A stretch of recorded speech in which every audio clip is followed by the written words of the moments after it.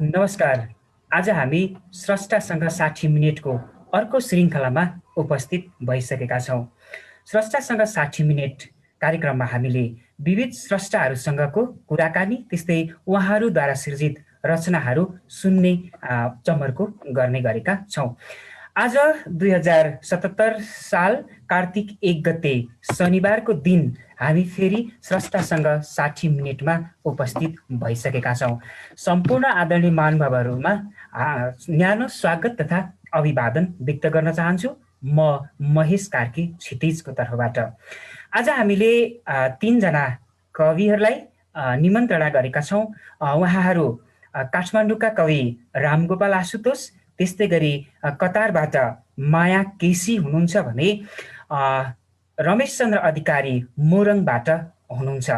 आज हामी यी 3 जना कविका कविताहरू र त्यस्तै गरी कविता सम्बन्धी उहाँहरूका निजी विचारहरू हामी सुन्नेछौँ। हाम्रो यो स्रष्टासँग 60 मिनेट कार्यक्रमको एउटा संयोजन अस्ट्रेलियामा रहनुहुने मेरा मित्र गणेश घिमिरेले गर्नुभएको हो र आजसम्म पनि उहाँले सहयात्रा मैले उहाँसँग सहयात्रा गरिराखेको छु। म सबैभन्दा सुरुमा त मेरा मित्र गणेश घिमिरेलाई धेरै धेरै धन्यवाद दिन चाहन्छु। यसरी हामीलाई जोडिने मौका दिनुभएको छ र विविध ठाउँका विविध देशका स्रष्टाहरूसँग उहाँहरूका विचारहरू र उहाँका सिर्जनाहरू सुन्ने यो मौका हामीले पाएका छौँ। त आज विशेष दिन पनि हो। नेपालीहरूको महान चाड बडा दशैँको सुरुवातको दिन आज घटस्थापना हो। हामीले हाम्रो घर घरमा घटस्थापना सुरु गरिसकेका छौँ। यो विषम परिस्थिति छ, कोरोनाको महामारीमा हामी गुज्रिरहेका छौँ। हामी आफ्नो ठाउँबाट सजगता अपनाइरहेका छौँ। हामीलाई अहिले फेसबुक पेजबाट गजल यात्रा, त्यस्तै गरी नेप्लिज.com, त्यस्तै गरी डायस्पोरा लिटरेचर, त्यस्तै गरी asnepalnews.com हामीलाई सहयोग गर्नुहुने यी विभिन्न पेजहरूबाट पनि हाम्रो यो स्रष्टासँग 60 मिनेट कार्यक्रम तपाईहरूले हेर्न सक्नुहुनेछ। आदरणीय महानुभावहरू, हामीले निमन्त्रणा गरेका हाम्रा 3 जना कविहरू आइसक्नु भएको छ। मैले अघि सूचना गरिसकेको छु। काठमाडौँका कवि जल्दा बल्दा कवि, अहिलेका भनौँ न समसामयिक विचारहरूलाई व्यक्त गर्ने कवि, अलिकति उहाँले आफ्ना कुराहरू पनि खुलस्त रूपमा लेख्नुहुन्छ, भन्नुहुन्छ सामाजिक सञ्जालतिर पनि। आफ्ना मनमा लागेका कुराहरू उहाँलाई भन्न कसैले पनि छेक्दैन। एकदम खुलस्त विचारका धनी कवि रामगोपाल आशुतोष हुनुहुन्छ। म रामगोपाल आशुतोषज्यूलाई आजको यो कार्यक्रममा हार्दिक स्वागत गर्न चाहन्छु। त्यस्तै गरेर नमस्ते। त्यस्तै गरेर कतारबाट माया केसी हुनुहुन्छ। उहाँको नेपालको घर स्याङ्जा हो। अहिले हाल उहाँ कतारमा हुनुहुन्छ। आजका अर्का कवि माया केसीज्यूलाई पनि आजको यो कार्यक्रममा म हार्दिक स्वागत गर्न चाहन्छु। नमस्ते, धन्यवाद। त्यस्तै गरेर मोरङका कवि रमेश चन्द्र अधिकारी, जो विभिन्न साहित्य भनौँ न सहयात्रा गरिरहनुहुन्छ, एउटा साहित्यिक अभियन्ता हुनुहुन्छ। उहाँ मैले बुझेअनुसार आजभन्दा लगभग 15-16 वर्ष अगाडिदेखि मैले उहाँलाई चिनिराखेको थिएँ। विशेष गरेर उहाँले चाहिँ साहित्यिक हवाई पत्रिका पनि उहाँ सञ्चालन गर्नुहुन्थ्यो। मलाई लाग्छ स्पर्श भन्ने एउटा पत्रिका थियो। उहाँको ठेगाना मलाई अझैसम्म पनि कण्ठ छ। दरबेसा रञ्जनी मोरङका रमेश चन्द्र अधिकारी आजको हाम्रो अर्का अतिथि कवि हुनुहुन्छ। हामीले निमन्त्रणा गरेका कवि हुनुहुन्छ। उहाँलाई पनि म आजको यस कार्यक्रममा हार्दिक स्वागत गर्न चाहन्छु। हजुर, धन्यवाद, नमस्कार। मैले 3 जना कविहरूलाई स्वागत गरिसकेको छु र मैले सुरुमा कुरा उठाइसकेको छु, प्रसङ्ग उठाइसकेको छु। हामी अलिकति कोरोना भाइरसको कारणले गर्दाखेरि हाम्रो जीवन अलिकति फरक तरिकाले चलिराखेको छ। हामीलाई विगतका वर्षहरूको जस्तो सहज परिस्थिति छैन। चाडबाडले हाम्रो सङ्घारमा पाइला टेकिसकेका छन्, तर हामी बाध्य छौँ हामी आफ्नो घरमा रहेर सजगताका साथ चाडबाड मनाउनको लागि। म सम्पूर्ण आदरणीय महानुभावहरू जसले हामीलाई हेरिरहनु भएको छ, उहाँहरू, त्यस्तै गरी आजको यस कार्यक्रममा हामीले निमन्त्रणा गरेका कविहरू सम्पूर्णलाई विजयादशमी 2077 सालको हार्दिक मङ्गलमय शुभकामना पनि व्यक्त गर्न चाहन्छु। हामी आज दसैँको पहिलो दिनमा छौँ। यस मानेमा पनि हामीले स्रष्टासँग 60 मिनेटको कार्यक्रमबाट हामीले दसैँको शुभकामना दिन पाउँदा हामी गणेशजी र म एकदमै खुसी पनि छौँ। र मलाई अर्को खुसीको कुरा पनि रामगोपाल आशुतोष, त्यस्तै गरी माया केसी, त्यस्तै गरी रमेश चन्द्र घिमिरेज्यूले पनि आज यो हाम्रो स्रष्टासँग 60 मिनेटको माध्यमबाट दसैँको शुभकामना दिन पाउनुहुनेछ। अब हामी कार्यक्रमलाई अगाडि बढाउँ। म रामगोपाल आशुतोष ज्यूसँग जोडिन चाहन्छु। रामगोपाल आशुतोष ज्यू, हजुर नमस्ते। नमस्ते। सन्चै हुनुहुन्छ? जो हामीलाई हेर्दै हुनुहुन्छ, म एकदमै सन्चै छु। सन्चै हुनुहुन्छ? हजुर एकदमै सन्चै छु। विजयादशमीको शुभकामना। आज घटस्थापनाको विजयादशमीको पहिलो दिन, नवरात्रको पहिलो दिन। जो देश विदेशमा हाम्रो आवाज यो स्वदेशी सुगन्ध जसले सुनिराख्नु भएको छ, हेरिराख्नु भएको छ, उहाँहरूलाई सुख समृद्धि र सुस्वास्थ्य र दीर्घायुको कामना गर्छौँ। र यसपालिको दसैँ हामीले अनुशासित भएर मनाउनुपर्छ र त्योभन्दा पनि अझ समृद्ध तरिकाले, अझ जसरी हामी पारिवारिक तरिकाले घरमै बसेर मनाउनुपर्छ। र यो मञ्च र यो मौकाको लागि म गणेशजी र कार्यक्रमका आयोजक र त्यसपछि महेश कार्की क्षितिजप्रति र हाम्रा सहकर्मीहरूलाई जो अहिले हामी सँगसँगै वाचन गर्नुहुनेछ र जसले हेरिराख्नु भएको छ, उहाँहरू सबैलाई म आशुतोष र भक्तपुरको यो जुजुदौको सुगन्धबाट स्वादबाट यहाँहरूलाई अभिवादन टक्राउन चाहन्छु। एकदमै रामगोपाल आशुतोष आफैमा एकजना कार्यक्रम सञ्चालक, एफएम चलाउनुहुन्छ उहाँले, ग्रेस एफएम। म हरेक शनिबार उहाँको सुनिराखेको हुन्छु र एउटा भनौँ न साहित्यिक अभियन्ता, सज्जा साहित्यमा पनि उहाँ आबद्ध हुनुहुन्थ्यो। अहिले कारणवश समय परिस्थिति यस्तै भएको छ र त्यो कार्यक्रम चल्न सकेको छैन। मलाई लाग्छ अब यो सहज परिस्थिति भइसकेपछि सज्जा कार्यक्रम पनि आउनेछ। रामगोपाल आशुतोषको बारेमा बोलिरहनु पर्दा म लगभग आधी घन्टा भन्दा बढी बोल्न पनि सक्छु उहाँको लेखनको बारेमा। त्यस्तै गरी उहाँले कवितामा के कुरा लेख्नुहुन्छ यो कुराको बारेमा हामी परिचित छौँ। हामीले विभिन्न पत्र पत्रिका, अनलाइन, त्यस्तै गरी अब एफएम स्टेसन लगायतका हरेक क्षेत्रबाट चाहिँ उहाँका कविताहरू हामीले सुनिरहेका छौँ। उहाँको कविता सङ्ग्रह केही समय अगाडि, भनौँ न केही वर्ष अगाडि आएको थियो, ईश्वर र फुलहरू। त्यसपछि मलाई थाहा भएअनुसार उहाँको अर्को कविता सङ्ग्रह पनि आउन लागेको छ। नाम सार्वजनिक उहाँ आफैले गर्नुहुनेछ र उहाँको कविता सङ्ग्रह यस अगाडि नै आइसकेको हुनाले नेपाली कविता त्यस्तै गरेर नेपाली साहित्यको क्षेत्रमा उहाँ कलम चलाइरहनु भएको स्रष्टा हुनुहुन्छ।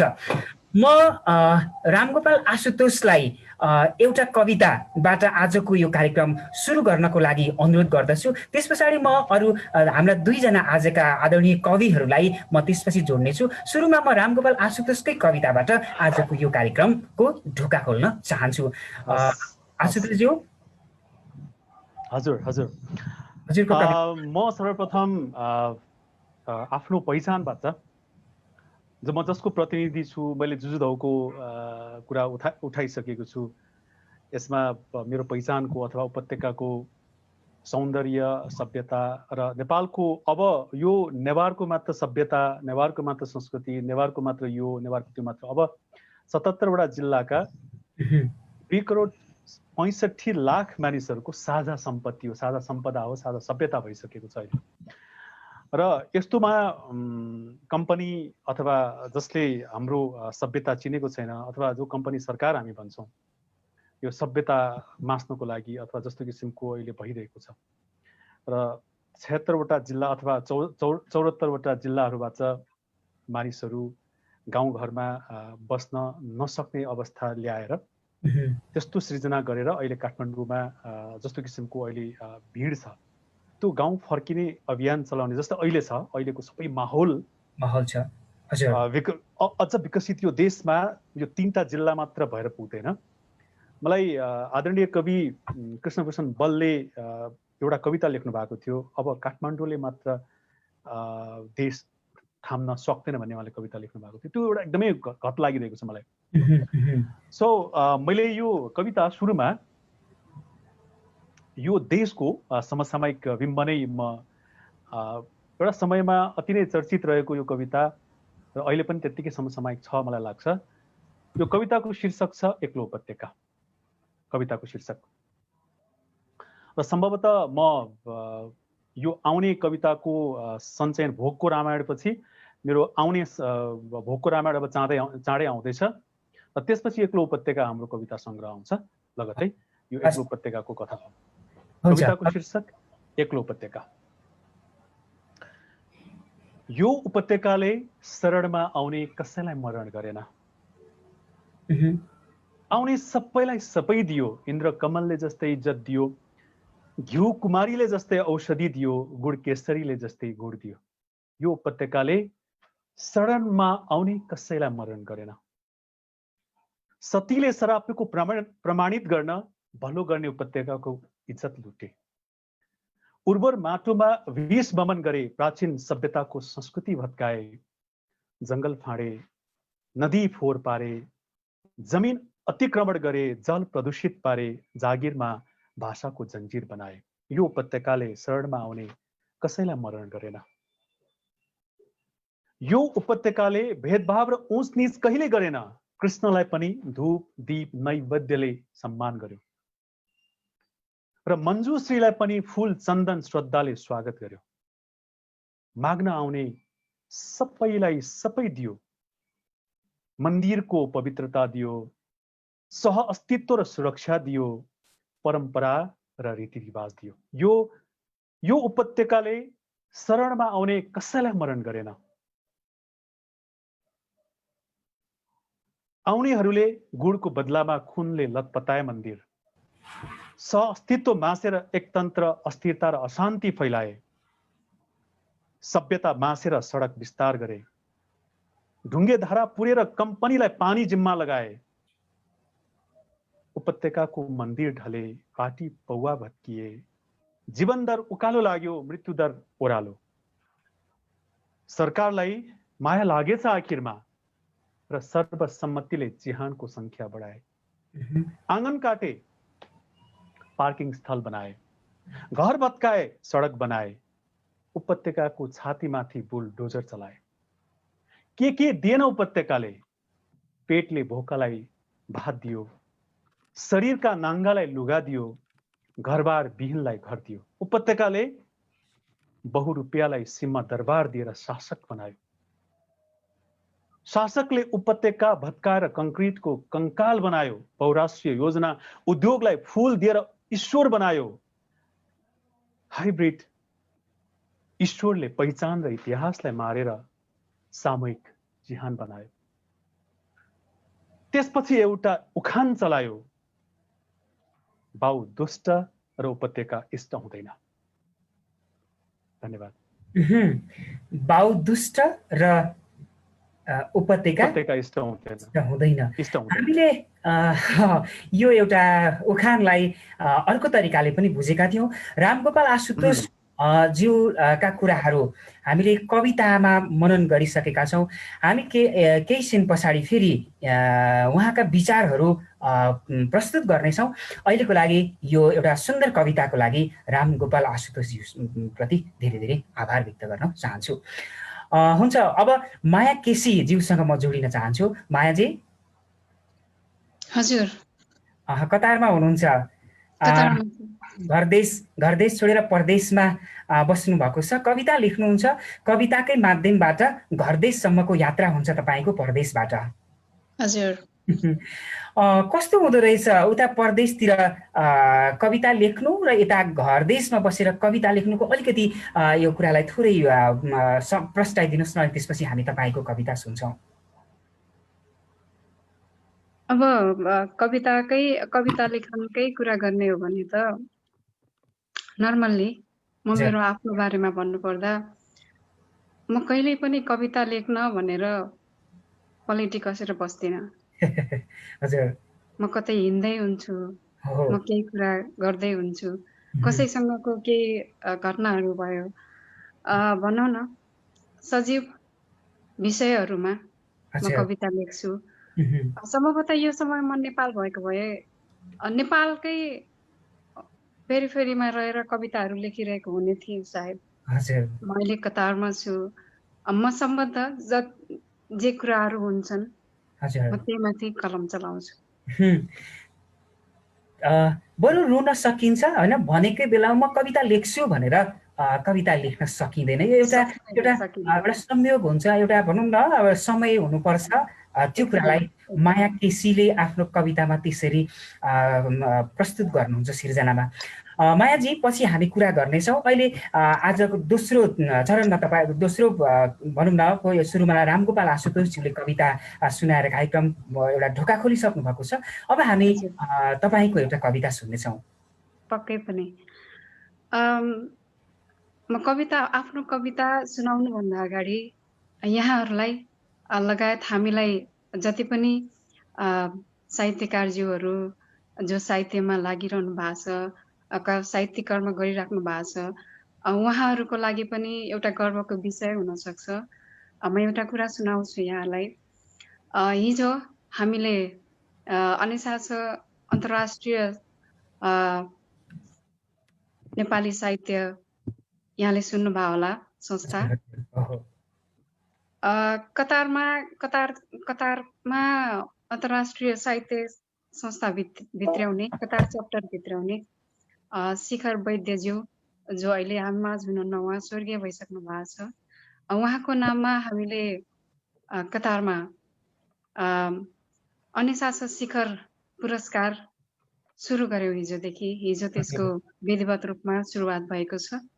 यहाँहरू सबैलाई यो जानकारी दिन पाए मलाई खुसी लाग्यो।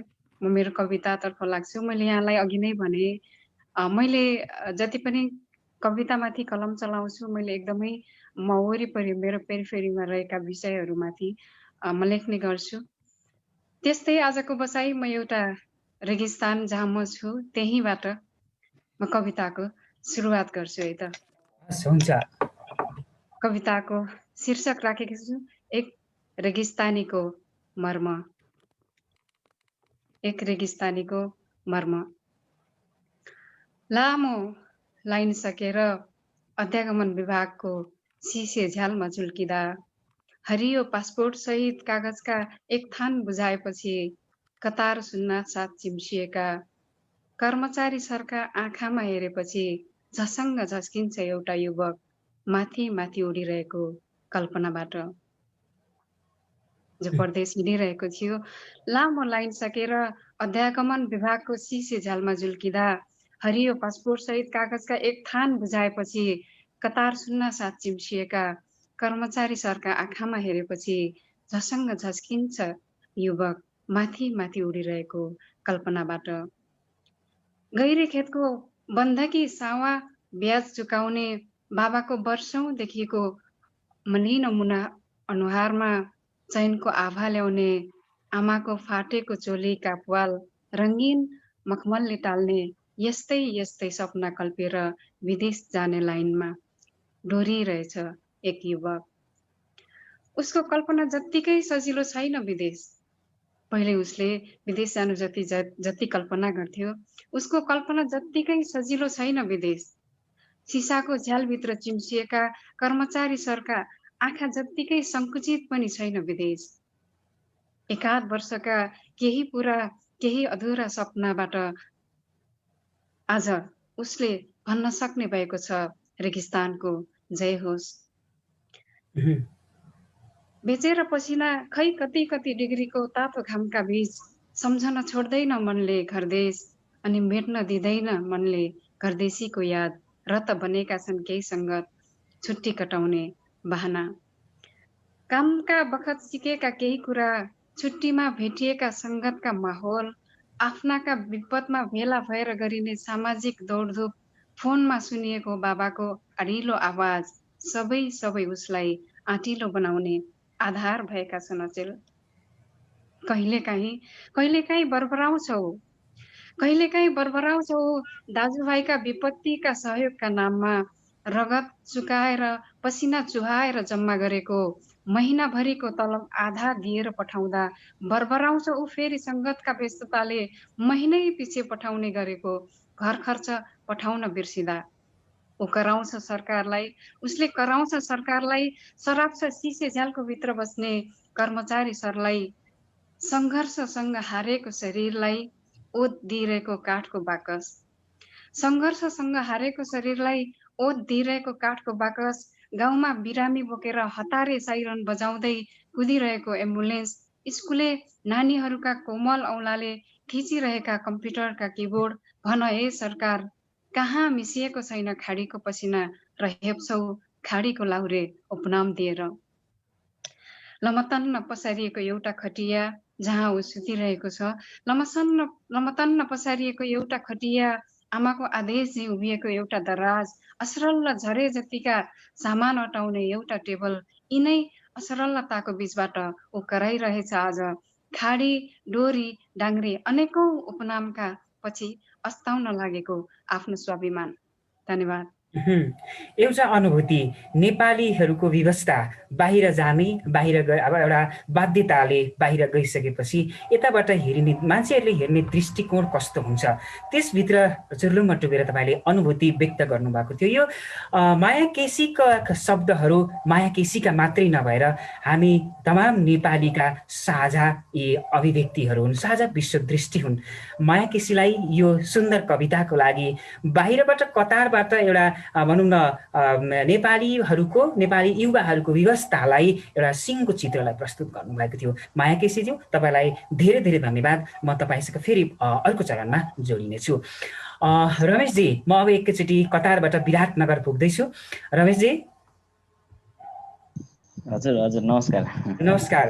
हामी भर्चुअल छौँ। हामी अहिले अब सामाजिक भनौँ न यो सामाजिक सञ्जालका माध्यमबाट नजिक भएका छौँ। कोरोनाको कारणले गर्दाखेरि हामीलाई यस्तो कार्यक्रमहरूमा धेरै देखभेट गर्ने अवसर छैन। तपाईँसँग कोरोना हुनुभन्दा केही समय अगाडि ठ्याक्कै विराटनगरमा भेट भएको थियो मोमिला दिदीको कविताको कार्यक्रममा। त्यति बेला हामीसँग भेट भएको थियो, कविताका केही कुराहरू पनि भएका थिए। तपाईँ साहित्यिक अभियन्ता हुनुहुन्छ, मैले अघि पनि भनिसकेँ। जस्तो फेसबुक लगायतकै अनलाइन कार्यक्रमहरू हुनुभन्दा अगाडि हामी पूर्वमा बसेर एउटा हवाई पत्रिकाका माध्यमबाट भनौँ न नेपालभरि नेपाल बाहिर रहेका साहित्यिक स्रष्टाहरूका रचनाहरूलाई समेट्थ्यौँ, जुन तपाईँ दरवेशा नौ रञ्जनी मोरङमा बसेर पनि तपाईँले एउटा हवाई पत्रिका निकाल्नुहुन्थ्यो। साहित्यलाई आजभन्दा लगभग 18-20 वर्ष अगाडिदेखि नै तपाईँले नजिकबाट निहालिरहनु भएको छ। कस्तो छ अहिले त्यतातिरको माहौल, अलिकति बताइदिनुहोस्, अनि त्यसपछि हामी तपाईँको कविता सुन्नेछौँ। हस् हस्, तपाईँले उठान गरिहाल्नुभयो। सुरुको लेखन यात्रा थाल्दै गर्दाको अवस्थामा साहित्यिक पत्रिका, हवाई पत्रिकाहरूको त्यतिखेर एउटा ट्रेन्ड थियो, सञ्चालन गरिन्थ्यो, प्रकाशन गरिन्थ्यो, र अहिले चाहिँ ती बिस्तारै बिस्तारै हराएर गए होइन। अहिले पछिल्लो अवस्थामा अब यो विशेष गरी म चाहिँ आरोहण गुरुकुल विराटनगरसँग आबद्ध छु, र आरोहण गुरुकुलले प्रत्येक महिना एउटा आरोहण कविता यात्रा भन्ने कार्यक्रमको श्रृङ्खला सञ्चालन गर्छ, र हामीले 5 वटा श्रृङ्खला सञ्चालन गऱ्यौँ। सुरुमा हामीले बैरागी काइला दाजुबाट सुरु गरेर अन्तिममा हामीले मनप्रसाद सुब्बा दाइसम्म आउँदाखेरि यो लकडाउन भयो, परिस्थिति अलिकति असहज भइदियो। त्यस पछाडि अहिले त्यो कार्यक्रम स्थगित छ, त्यसलाई स्थगित भन्नुपर्छ। र यो अवस्था सामान्य भएपछि फेरि त्यो कार्यक्रम सुचारू हुनेछ। विशेष गरी म अध्यापन पेसासँग संलग्न छु। अब अहिले हाम्रो पेसा पनि सङ्कटमै छ, विशेष गरी भन्दाखेरि। त्यो हिसाबले पनि लकडाउनको समय अब अनलाइन क्लासहरू लिइन्छ, बेला बखतमा यस्ता भर्चुअल कार्यक्रमहरूमा भाग लिइन्छ, यसरी नै बितिरहेछ महेशजी। हजुर, फेरि हामी कवितासँगै कविता सम्बन्धीका कुराहरू हामी सुन्नेछौँ। अहिलेको समयमा तपाईँकोबाट एउटा कविता हामी सुन्नेछौँ। रमेशजी, तपाईँको कविता अब हामी कुन सुन्छौँ?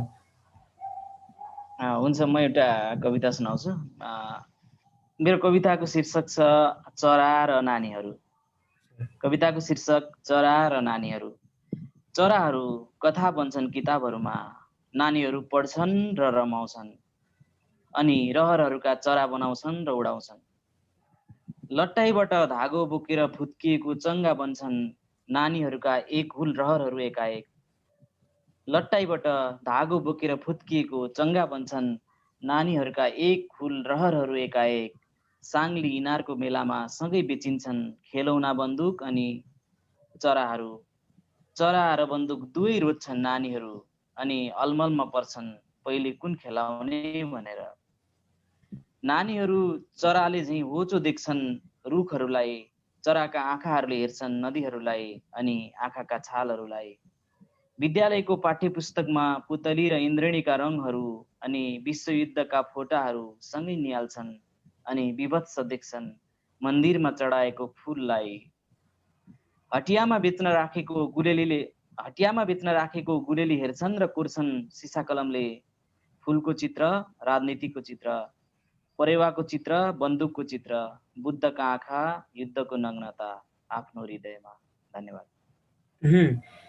एकदमै सुन्दर कविता। रमेशजीका कविताहरू पढ्ने म एउटा पाठक हो। रमेशजीका कविताहरू मन पराउँछु म। हामी फेरि पनि रमेशजीका कविता फेरि पछि सुन्नेछौँ। रामगोपालजी हो, रामगोपाल म तपाईँसँग जोडिन चाहन्छु अबको क्रममा। रामगोपाल आशुतोष साहित्यिक अभियन्ता, तपाईँहरूको सज्जा एउटा साहित्य कविताको कार्यक्रम थियो जहाँ चाहिँ एकदमै तपाईँहरू एकदमै क्रिम मान्छेहरू हुनुहुन्थ्यो। यस मानेमा म क्रिम भन्छु, भनौँ न उमेरले पनि मभन्दा अगाडिका आदरणीय व्यक्तित्वहरू हुनुहुन्छ। कविता सम्बन्धी, साहित्य सम्बन्धी धेरै ज्ञान भएका मान्छेहरू तपाईँहरू हुनुहुन्थ्यो।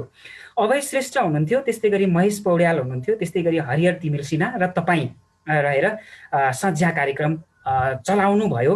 र तपाईँ एउटा एफएममा आरजे पनि हुनुहुन्छ र थुप्रै मान्छेहरूका कविता पढिरहनु भएको छ होइन। समसामयिक भनौँ न पछिल्लो पुस्ता भाइ पुस्ताका कविताहरू पनि पढिरहनु भएको छ, भनौँ न हाम्रो पुस्ताका कविताहरू पनि पढिरहनु भएको छ र हामीभन्दा अगाडिका अग्रज पुस्ताहरूको कविताहरू पनि पढिरहनु भएको छ। र रामगोपाल आशुतोषको अघि पनि हामीले कविता सुन्यौँ जहाँ चाहिँ अलिकति काठमाडौँको भनौँ न काठमाडौँलाई केन्द्र बनाएर होइन, काठमाडौँलाई केन्द्र बनाएर यहाँको संस्कार संस्कृति अलिकति नेवार कल्चरको बारेमा तपाईँका कविताको दृष्टि त्यसरी मैले सुनिराखेको छु। अरू हाम्रा पाठकहरूले पनि तपाईँलाई त्यो तरिकाले चिनिरहेका हुन्छन्। रामगोपाल आशुतोषले काठमाडौँ त्यसपछि यो नेवारी संस्कार संस्कृति किन कवितामा तपाईँ लेख्नुहुन्छ, यो कुरा आज अलिकति प्रश्न पार्नुहुन्छ। पहिला सुरुमा अलिकति भाषा सुधार्नु पर्ला। हामी छौँ, महेशजी, म, अभयजी, हरिहरजी, तपाईँ आफै स्वयं पनि छौँ। हामी थियौँ होइन, छौँ नै। सज्जा कार्यक्रम चलाउँथ्यौँ होइन, चलाउँछौँ नै। यसलाई चाहिँ अलिकति छौँ, हामी चलिरहेको। यो विषम परिस्थितिका कारणले गर्दाखेरि त्यो रोकिएको हो। यसमा यसरी भाषा सुधारौँ।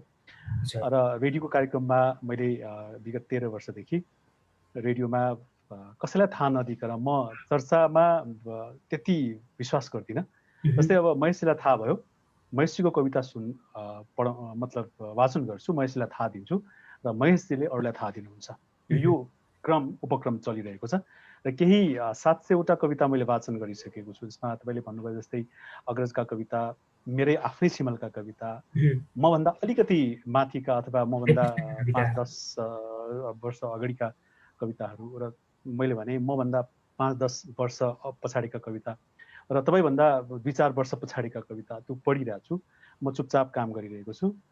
बिचमा हामी सज्या जसरी तपाईँले आज एउटा समावेशी कार्यक्रमको खाका कोर्नु भएको छ, गणेशले यो डायस्पोराबाट जस्तो किसिमको कार्यक्रम भइरहेको छ। समावेशी भाषामा मात्र होइन, शब्दमा मात्र होइन। हामी सबभन्दा खतरनाक अहिले मैले शब्दहरू कोर्दाखेरि सबैभन्दा खतरनाक मोडमा अथवा कोमामा रहेको कविका कविता र भाषा हुन्, र भाषाको सँगसँगै शब्दहरू अहिले कोमामा छन्। त्यस कारणले गर्दाखेरि पनि मैले शब्दहरू लेखेँ कि शब्दहरू जुन बेलामा जति जनगायकहरू, जननायकहरू अथवा यो के भन्छौँ हामी मानव अधिकार कर्मीहरू, नागरिक समाजहरूको शब्दले सत्ता ढल्थ्यो, अधिनायकहरू ढाल्थे र विश्व परिदृश्यमा त्यो भइरहेको त्यही थियो। र अहिले शब्दहरू त्यति बलिया छैनन्। त्यसको कारणहरू पनि होलान्। अब तपाईँले जे प्रश्न सोध्नुभयो, मैले अघि पनि प्रश्न पारिसकेको छु कि उपत्यका अब नेवारको मात्र होइन। यो जुन बेलामा उपत्यका मल्ल शासन थिएन, मल्ल शासन नहुँदाखेरि पनि नेवार थिए, किराँत शासन थिएन, किराँत शासनभन्दा अगाडि पनि नेवारहरू थिए, अमेरिका थिएन, अमेरिका भन्दा अगाडि पनि नेवारहरू थिए। र त्यो साङ्गठनिक रूपमा कम्युनिस्ट थिएन संसारमा, कम्युनिस्ट भन्दा पनि अगाडि नेवारहरू थिए। मानव सभ्यताको क्रम सँगसँगै त्यो विकास हुँदै आयो, त्यो अर्कै कुरा हो। र यो मैले अब किन यो जस्तो लाग्यो भने मलाई चाहिँ एउटा लाग्यो कि म अन्तिम योद्धा हुँ, अन्तिम सिपाही हुँ। अब युद्ध हार्न लागेको छ, युद्ध हार्न लागेपछि सेनापति अगाडि आउनुपर्छ। सेनापति सैनिकहरू अब हार्न लागे है, अब हामी हार्न लाग्यौँ भन्दाखेरि सेनापतिलाई अगाडि आउनुपर्छ। सेनापति अगाडि आएपछि कि मर्छ कि मार्छ। यहाँ मार्ने केही पनि छैन, जित्ने केही पनि छैन, हार्ने केही पनि छैन। मात्र अब काठमाडौँमा म जन्मेको मान्छे, म आत्मरति लेख्न सक्दिनँ। म पहाडको, नदीको, खोलाको अथवा जुन कुराहरू अलिकति अस्ति मनुमन्जिलले भन्नुभयो जस्तै मृत बिम्बहरूलाई समातेर म अगाडि बढ्न सक्दिनँ। म काठमाडौँमै जन्मेको मान्छे हो। यहाँको मौलिकता, यहाँको आञ्चलिकता, म संस्कृति, जुन मैले विश्वास गर्ने, मैले पुज्ने देउता, मैले मान्ने देउता भनौँ अझ, मैले मान्ने संस्कृति म मान्दिनँ, म जान्दछु। मान्नेहरूले जानेको हुँदैन।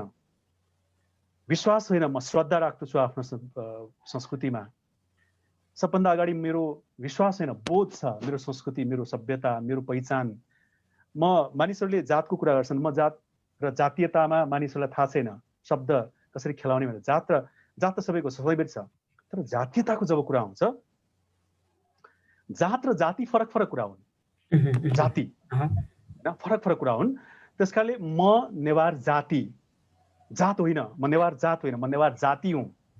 यसैबिचमा एउटा कुरा म जोड्छु। जस्तै हजुर तपाईँले नेवारी भनौँ न, नेवारी समुदाय भनौँ अझ समुदायको कुरा लेखिरहनु भएको छ। तर जस्तो हामीले जस्तै रमेशचन्द्र अधिकारी, माया केसी भइरहँदाखेरि रामगोपाल आशुतोषले नि आफ्नो परिचयको पछाडि किन आशुतोष, अब त्यो त आफ्नो एउटा छँदैछ होइन, तर उहाँको पनि जन्मदैदेखि लिएर जस्तै मैले कार्की लिएर आएँ, रमेशचन्द्र अधिकारी लिएर आउनुभयो, मायाले केसी लिएर आउनुभयो भने रामगोपाल आशुतोषको पनि के हो, त्यो अलिकति लुकाएको जस्तो हो कि अथवा त्यसको के छ, यो क्लियर गरौँ हामी।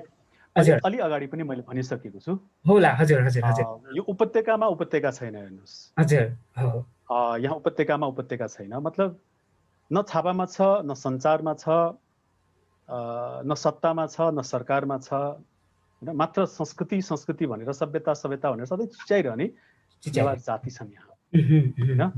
र म त्योभन्दा अगाडि मैले यसको धेरै कुरा क्लियर एकदमै सजिलो तरिकाबाट भन्नु पर्दाखेरि म जुन बेलामा मेरो आफ्नो पहिचान सहित, आफ्नो सौन्दर्य सहित म थिएँ, त्यो बेलामा कसैले पनि पत्याएनन् मलाई। मेरो जातको पछाडि, मेरो थरको पछाडि गए मानिस, मेरो कविताको पछाडि, मेरो कविताको शब्द र शक्तिको पछाडि गएन।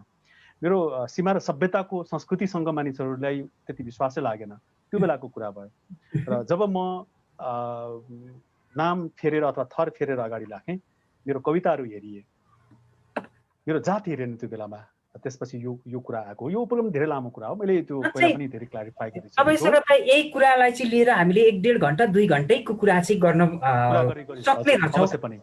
हामीलाई हेरिरहनु भएका आदरणीय महानुभावहरूले पनि रामगोपाल आशुतोषले के भन्दै हुनुहुन्छ भन्ने कुरा फेरि हेर्नुहुन्छ र पछि हामी फेरि तपाईँसँग कुनै बेला तपाईँको एक्लै कार्यक्रम पनि हामी त्यस्तो गर्न सक्छौँ।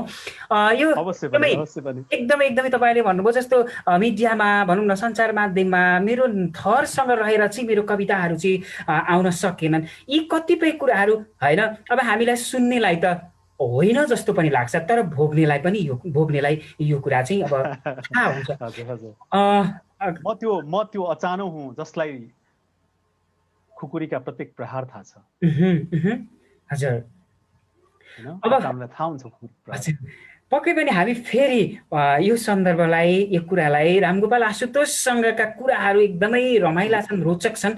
फेरि पछि हामी यी कुराहरूलाई जोडिनेछौँ कवि। अबको क्रममा तपाईँको अर्को कविता हामी सुन्नेछौँ। मलाई यो मौकाको लागि म विनाश गरेको छु। एउटा म बुद्धमाथि अथवा बोधमाथि विश्वास गर्छु। अहिलेको समय भनेको कर्मचारीहरू सशक्त भएको, जुन बेलामा रसियामा समाजवादको नारासहित कम्युनिजम थियो र अहिले नेपालमा भएको जुन कम्युनिजमको अथवा 2/3 सरकार छ कम्युनिस्टहरूको, रसियामा भएको घटना अहिले दोहोरिरहेको छ। एकदमै पावरमा पुगेका मान्छेहरू एकदमै पावरफुल भएर जनताहरू एकदमै निरीह र यो भन्छ भोकले आक्रान्त छ।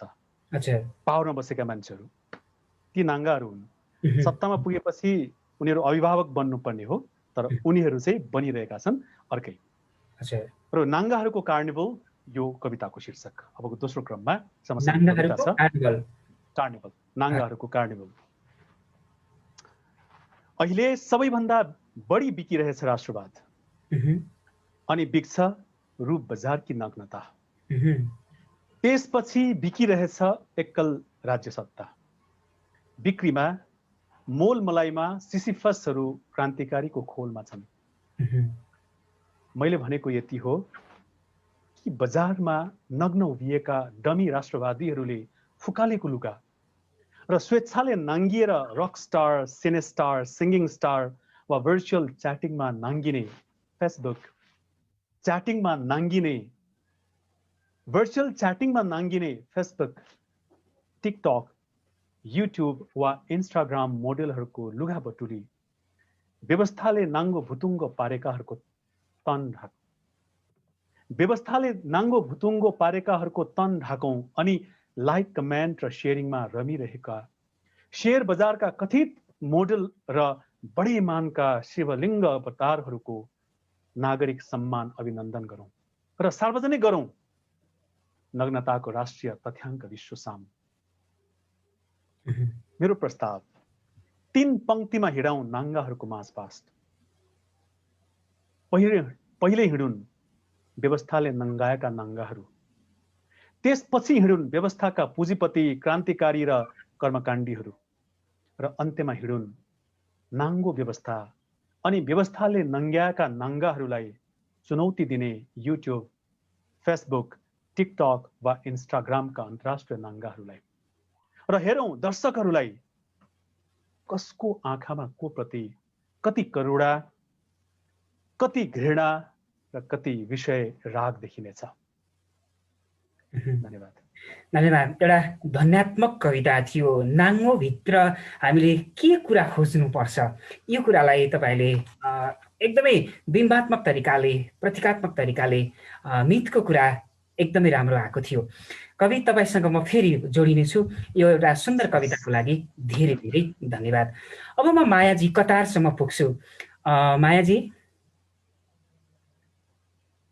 हजुर हजुर, सुन्दैछु। हामी 3 जनाका आज एकदमै सुन्दर विचारहरू, त्यसै त अब बोल्नैका लागि जन्मिएका रामगोपाल आशुतोष, त्यस्तै गरी उता लेख्नैका लागि जन्मिनुभएका तपाईँहरू 2 जना कविहरू हुनुहुन्छ। एकदम खुसी लागिरहेको छ रामगोपालका आशुतोषका कुराहरू सुन्दा, हैन? अब हामी फेरि माया किसीका केही कविता सम्बन्धी कुराहरू सुन्छौँ।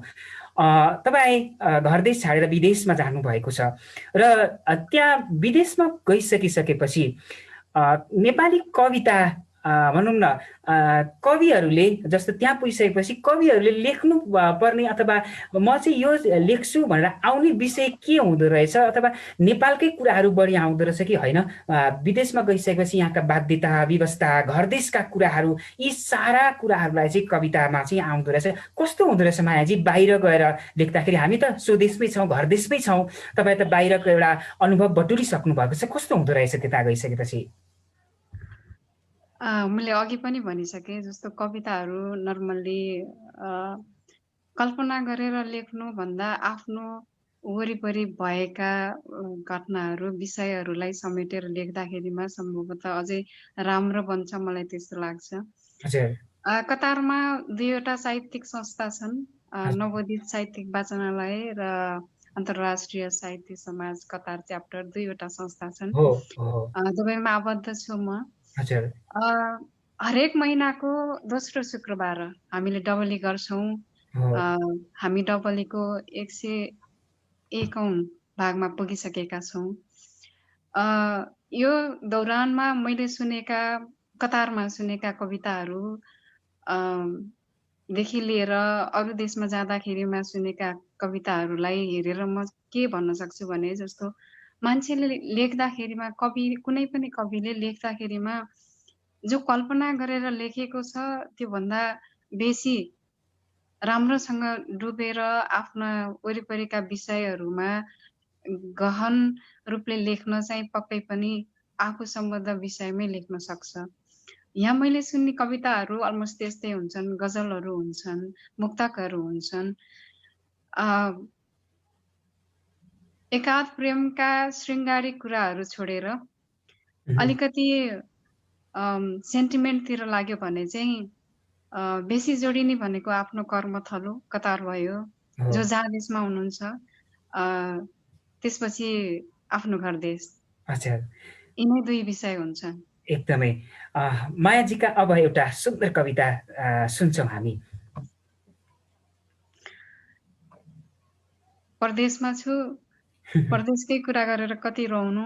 अच्छा, म एउटा जुन कहरबाट हामी पेन्डामिक टाइम जसबाट हामी गुज्रिरहेछौँ, एउटा कविता लेखेको छु मैले, त्यो सुनाउँछु है त। कविता कोरोना जहर। यहाँहरू सबैजना त्यसबाट गुज्रिनु भयो। कस्तो रहेको यहाँहरूको समय? सम्भवतः अब अहिले यो स्थानसम्म आइपुग्दाखेरिमा राम्रै भयो होला, मैले आशा गरेँ। हाम्रो रमेश चन्द्र अधिकारीज्यूले भन्नुभयो, म त झन् टिचिङ गर्ने मान्छे, मेरो त धरापमै छ भन्नुभयो। घरमा बसेर पनि अनलाइन क्लास लिइराख्नु भयो होला। आशा गरौँ अब एकदम रामगोपाल आशुतोषज्यू पनि टिचर, यता रमेश चन्द्र अधिकारी पनि टिचर र म पनि टिचर। हामी तीनजनाकै जागिर धरापमा हुने अवस्था चाहिँ छ। भनेपछि म मात्रै विद्यार्थी। हजुर हजुर, ठिकै छ। म यहाँहरूलाई अर्को एउटा कविता सुनाउँछु। कविताको शीर्षक राखेको छु कोरोना जहर। सुरु गर्छु है त। कोरोना जहर। सुन्दै सुनेन दुधे बालकको आमा पुकार, दुखेन उसलाई 4 दिने शिशुको चित्कार पनि, देखेन कसैले फारिक गर्दै गर्दै बुनेको सुन्दर सपना, बुझ्नै चाहेन सांसारिक प्राप्तिको दौडधुप र होडबाजी। कोरोनाले सुन्दै सुनेन दुधे बालकको आमा पुकार, दुखेन उसलाई 4 दिने शिशुको चित्कार पनि, देखेन कसैले फारिक गर्दै गर्दै बुनेको सुन्दर सपना, बुझ्नै चाहेन सांसारिक प्राप्तिको दौडधुप र होडबाजी। कोरोना नै त निस्क्यो संहारकर्ता। यो समयमा कोरोना नै त निस्क्यो संहारकर्ता। न बैमानीले छल्न भ्यायो, न सुन्यो धर्मको प्रार्थना, न धनले तगारो लगाउन सक्यो, न गरिबले पायो छुटकारा, न वजनले थेक्न सक्यो त्यसको शक्ति। ओझेलमै पर्यो संसारकै उच्च जीवनशैली। कुदिरह्यो मान्छेको शरीरै शरीर भएर, चाहरिरह्यो हात मुख हुँदै श्वास नलीको भित्रै भित्रसम्म, पछारिरह्यो मै हुँ भनेका घमण्डहरू, र सोहोरिरह्यो लाखौं वितण्ड लाखौं निर्दोष जीवनहरू। तुर्लुङ्ग डोरीमा झुन्डिएको छुरिलो भ्याई, सवारीमा ठोकिएर लछर पछर भएका टुक्रे भागहरू, शान्त काली नदीको किनारमा उत्रिरहेको मोटो वजन, सडक वा पेटी छेउ चिर निजमा निदाइरहेको निस्लोट आँखा, ती सबै जीवनका अन्त नै त थिए। अनेकौं मृत्युहरू देखेका छन् यी आँखाले। मैले बाँचेको यतिका उमेरसम्म अनेकौं मृत्युहरू देखेका छन् यी आँखाले, तर देखेनन् कहिले यतिका शान्त मृत्युहरू। चल्दा चल्दै रोकिएको बतास जत्तिकै शान्त, पहेँलिएर रुखबाट झरेपछि हल्लिन बिर्सेको पात जत्तिकै शान्त, तलाउमा बर्सिएपछि जमेको आकाशे पानी जत्तिकै शान्त। यसरी चुपचाप कोही मृत्यु कसरी वरण गर्न सक्थे होला र? कुनै पीर चिन्ताले नधकेलिकनै, कसैको घुर्की धम्क्याइले नछोपिकनै, दैविक विपत्ति आपत्तिले नचुडिकनै, यही त निस्क्यो कोरोना। यही त निस्क्यो कोरोना। संसारलाई त्राहिमाममा राखेर डुलिरह्यो मान्छेको साथ लागेर, घुमी हिँड्यो संसारभरि त्रासको सहनाई बजाउँदै। सहनाईको धुन यस्तो कि यात्राको पहिलो पाइलामा यात्रीलाई ठेस लागेको होस्, कतै खहरेले सक्लो सपना बगाएको होस्, महिनौदेखिको भोको पेटले भेटेको तातो 2 गाँस खोसिएको होस्, वा ढोरिएको होस् कोही मान्छे छाङ्गा छोर भिरतिर।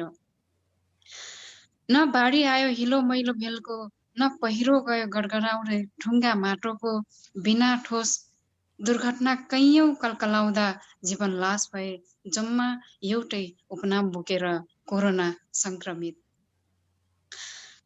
संक्रमितको मृत्यु पनि कहाँ रहन सक्यो र सजिलो। संक्रमितको मृत्यु पनि कहाँ रहन सक्यो र सजिलो। न कात पायो चारपाई बाँसमाथि सजिएको, न पायो सदियौंदेखिको सगोलको समाधि स्थल, पायो त केवल घिनले खनिएका कुरूप खाडलहरू। मृत्यु पनि त कोरोना जत्तिकै जहरिलो बनेर आयो। धन्यवाद। मृत्यु पनि त कोरोना जत्तिकै जहरिलो भनेर आयो। मायाजी, तपाईँलाई धेरै धन्यवाद एउटा सुन्दर कविताको लागि। आज हामी स्रष्टासँग 60 मिनेट कार्यक्रममा छौँ। आज कार्तिक 1 गते घटस्थापनाको दिन अघि नै मैले भनिसकेको छु। तपाईँ सम्पूर्ण महानुभावहरूलाई हामीलाई सुनिरहनु भएको छ गजल यात्रा, त्यस्तै गरी नेप्लिज.com, त्यस्तै गरी डायस्पोरा लिटरेचरको पेजबाट, त्यस्तै गरी asnepalnews.com को पेजबाट पनि तपाईँले हामीलाई संसारभरबाट हेरिरहनु भएको छ। आजको यो कार्यक्रममा हामीले 3 जना कविहरूलाई निमन्त्रणा गरेका थियौँ, जसमा हुनुहुन्छ रामगोपाल आशुतोष, त्यस्तै गरी माया केसी र रमेश चन्द्र अधिकारी। उहाँहरूका सुन्दर विचार र सुन्दर कविताहरू हामी सुनिरहेका छौँ। अबको क्रममा रमेशजीसँग जोडिन चाहन्छु। रमेशजी, हामीले कवितासँगै विचारहरू सुनिरहेका छौँ। रमेशजी, अब थोरै कविताको कुरा गरौँ, त्यसपछि हामी तपाईँको कविता सुन्नेछौँ। रमेश चन्द्र अधिकारीले आफ्नो कवितामा लेख्ने विश्वदृष्टि के हुन्छ? जसरी हामी चाहिँ रमेश चन्द्र अधिकारीका कविता आइसकेपछि वा यो भित्र चाहिँ मैले उहाँको कवितामा पनि म भेट्न सकेँ भन्ने एउटा कोड तपाईँले कसरी लेख्न सक्नुहुन्छ? यो अलिकति बताइदिनुहोस् न, अनि त्यसपछि हामी तपाईँको कविता सुन्छौँ। हुन्छ। मलाई चाहिँ विशेष गरी कविता आफैमा साधना हो जस्तो लाग्छ र म कविता लेखिरहँदा म साधना गरिरहेको छु झैँ महसुस हुन्छ। र लेख्ने एउटा परिदृश्यको कुरा गर्ने हो भने विशेष गरी मलाई चाहिँ आफूले आफ्नो भोगाई, आफ्नो एउटा आफूले देखे भोगेका, आफूलाई छोएका घटनाहरू, परिदृश्यहरू, त्यस्तै कल्पनाशीलता, यिनै कुराहरू नै वास्तवमा यो लेखनको विषय हुन् मेरो आफ्नो बुझाइमा। र मलाई चाहिँ कविता म चाहिँ विशेष गरी आफ्नै लागि, आफ्नै आत्मसन्तुष्टिको लागि लेख्छु भन्ने मलाई महसुस हुन्छ। त्यसपछि अरू जब पाठककोमा जान्छ या जब अरूले सुन्नुहुन्छ उहाँहरूले कस्तो धारणा बनाउनुहुन्छ त्यो चाहिँ कविताप्रतिको उहाँहरूको निजी विचार हो जस्तो मलाई लाग्छ। पक्कै पनि एउटा रमेश चन्द्र अधिकारी भनौँ न, एउटा स्रष्टा, एउटा कविले कविता लेखिसकिसकेपछि अरूले त्यसलाई मन पराउन सकिसकेपछि भनौँ न, ओहो यो कविताभित्र त मैले पनि एउटा म पनि भेट्न सकेँ भन्ने विचार राख्न सक्नु ठुलो कुरा हो। आज हामी यस्तै विचार सुनिरहेका छौँ। अब कविता नै सुन्छौँ हामी, किनभने हामी कविता सुन्नका लागि उपस्थित भएका छौँ। रमेश चन्द्र अधिकारीको एउटा कविता अब सुन्छौँ हामी।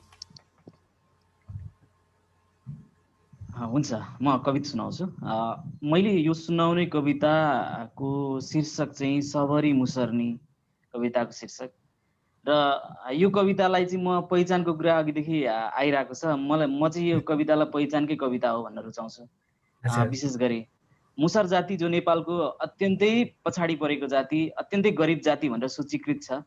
र मैले भोग्दै आएको या म बाँच्दै आएको भूगोलमा मैले उहाँहरूको चाहिँ आसपास रहेर सङ्गत गरेको पनि कारणले पनि यो कविता लेखेको एउटा पृष्ठभूमि त्यसरी बन्यो र यो कवितालाई म एउटा पहिचानको कविता नै भन्न रुचाउँछु। र अर्को कुरा, महाभारतमा एउटा प्रसङ्ग छ, महाभारतमा रामायणमा एउटा प्रसङ्ग छ। सबरी भन्ने पात्रले श्रीरामलाई श्रद्धाले जुठो बयर खुवाएको प्रसङ्ग। त्यो प्रसङ्गसँग मैले यो कवितालाई जोड्न खोजेको छु। म कविता नै सुनाउँछु। मेरो कविताको शीर्षक सबरी मुसर्नी। गिरत्नी, थाहा छ तपाईँलाई यो मुसाको दुलोभित्र खन्याएको पानीले पाताल भेटाउँछ भेटाउँदैन, या सोसिदिन्छ जम्मै यो मट्टीले मेरा आँखामा नअटाएर खसेको केही ढिक्का आँसुलाई जस्तै। म चानो ऋषिदेव, ऋषिहरूको देउता भएर पनि अपवित्र छु। सोध्छु बार बार, चक्राइरहन्छ मेरो माथनी, मेरो पुर्खा सबरी मुसर्नीले दिएको जुठो बेर किन स्वीकारे भगवान रामले, अनि स्वीकारेनन् मैले छोइदिँदाको पानी। तर किन मेरो जवानी बयर भएको छ गिरतको ओठमा सदियौँदेखि, दानो भएर किन मिल्किएकी छु मालिकको बारीमा, गिरतको धान खाने मुसाकै बाटो किन खन्नुपर्छ हाम्रो मरदले सदियौँदेखि। थाहा छैन रेडियोले भनेको संविधानको स्वाद खमारमा पोलेर खाएको मुसाको चटनी भन्दा मिठो हुन्छ कि हुन्न। शोषित र पीडित भनेको के हो तपाईँ जान्नुहुन्छ? गिरतनी, मलाई त लात छोप्न पनि धौधौ छ। मेरो देशको राजनीतिले छोप्न मिल्छ कि मिल्दैन? सधैँ बिना फसलको बोट बनेको छ जिन्दगी। यही बेला श्रीराम आए भने कसरी दिनुहोला बयर र माग्नुहोला वरदानमा मैले दिनाभद्री। यता धन्यवाद। रामायणको कुरा ल्याएर यता अर्को संस्कार संस्कृति कस्तो मजाले जोड्नुभयो। रामगोपाल आशुतोषले पनि यो कुरालाई एकदमै मैले केही लेखेँ भने यी कुरा मिथका कुराहरू कस्तो मजाले ल्याउनुभयो भन्नुहुन्छ उहाँले। अब एकदम रमेश चन्द्रलाई धेरै धन्यवाद यो एउटा सुन्दर कविताको लागि। अब म रामगोपाल आशुतोषसँग जोडिन्छु। कवि हजुर हजुर, आज एकदम राम्रा कविताहरू सुनिराखेका छौँ हामी। अबको यो चाहिँ हामी एकदमै तपाईँका कविताहरू अब पढिराखेका हौँ हामीले सामाजिक सञ्जाल, त्यस्तै गरी पत्र पत्रिकामा पनि तपाईँले सेयर गरिरहनु भएको हुन्छ, छापिएका पनि हुन्छ। तपाईँ एकदम भाग्यमानी कवि हुनुहुन्छ यस मानेमा। तपाईँलाई सबैले माया गर्छन्। कहिलेकाहीँ तपाईँको मैले फेसबुक स्टेटस देख्छु कहिलेकाहीँ, त्यो मेरो एकदम व्यक्तिगत कुरा हो। अनि त्यति बेला चाहिँ होइन रामगोपाल आशुतोषलाई यति धेरै माया गर्ने मान्छे आइरहेका छन्, उहाँले थाहा पाउनु भएन कि क्या हो भने मेरो एउटा व्यक्तिगत कुरा पनि त्यहाँ जोडिएको हुन्छ। कवि यो विषयमा म तपाईँलाई क्ल्यारिफिकेसन दिन चाहन्छु। हजुर खासमा यो चाहिँ यो अलिकति लाक्षणिक कुराहरू हुन्छन्। मैले फेसबुकमा मेरो आत्मरतीहरू म कहिले पनि सेयर गर्दिनँ। जतिले प्रेम गरिरहेछन् मलाई थाहा छ त्यो प्रेम गरिरहेका छन्, तर मलाई इनबक्समा धेरै साथीहरूले आफ्नो कुराहरू राखिरहेका हुन्छन्। म भनिरहेको हुन्छु फेसबुकमा लाइक कमेन्ट केही पनि होइन, तर धेरै थोक पनि हो है। त्यो धेरै थोक पनि हो, केही पनि होइन तर धेरै थोक पनि हो। जो गम्भीर मान्छेहरू छन् तिनले तपाईँलाई माया गर्छन्, त्यो छन्। त जो लाइक कमेन्टको लागि मात्रै व्यापार गरिरहेका हुन्छन् उनीहरूले तपाईँले लाइक गरेपछि मात्र लाइक गर्नुहुन्छ, तपाईँले कमेन्ट गरेपछि मात्र कमेन्ट गर्नुहुन्छ। त्यो सामान्य कुरा हो। त्यही भएर म व्यङ्ग्य गर्छु। फेसबुकमा त मैले गर्ने चाहिँ व्यङ्ग्य हो वास्तवमा। तर त्यो धेरै जस्तो मान्छेले आशुतोष यत्रो राम्रो लकी अथवा यस्तो मान्छे भएर पनि यस्तो कुण्ठा पोखिरहनुहुन्छ भनेर भन्नुहुन्छ क्या उहाँले, तर म केही पनि भन्दिनँ। यो विषयमा हामी फेरि अहिले जोडिनेछौँ अन्तिम चरणमा। अब कविता नै सुन्छौँ हामी, तपाईँको एउटा कविता भोकको रामायण सुन्छौँ या शब्दहरू के सुन्छौँ? तपाईँको एउटा कविता छ, मैले धेरैपल्ट सुनेको शब्दहरू भन्ने कविता छ। कुन कविता सुन्छौँ अब क्रममा हामी? म अहिलेलाई म फर्सीको जरा कविता सुन्छु। यो मेरो प्रयोग कविता हो। प्रयोग कविता मेरो अलिकति यो हुन त अब भोकको रामायण पनि अलिकति प्रयोग नै हुन्छ। तपाईँले शब्दहरू पनि अलिकति प्रयोग गरेको छ। यो फर्सीको जरा धेरैले बुझेको छैन भन्छ। जस्तै मोहन कोइरालाको कविता पनि फर्सीको जरा, मेरो पनि फर्सीको जरा। तर यहाँ योग्य मानिसहरू जो योग्य छ, जो स्किल छ, जहाँ सिकै छ, ती मानिसहरू पछाडि छन्। तर यहाँ अगाडि देखिने बेलामा, पुरस्कारमा देखिने बेलामा अथवा कुनै नाम र कमाउने बेलामा अर्कै हुन्छ। यो कविता सिम्पल कविता हो। केही मानिसहरू यसमा आएका छन् अथवा त्यसको लागि चाहिँ धेरै शास्त्रहरू पल्टाउनु पर्ने अथवा किताबहरू पल्टाउनु पर्ने हुन्छ। फर्सीको जरा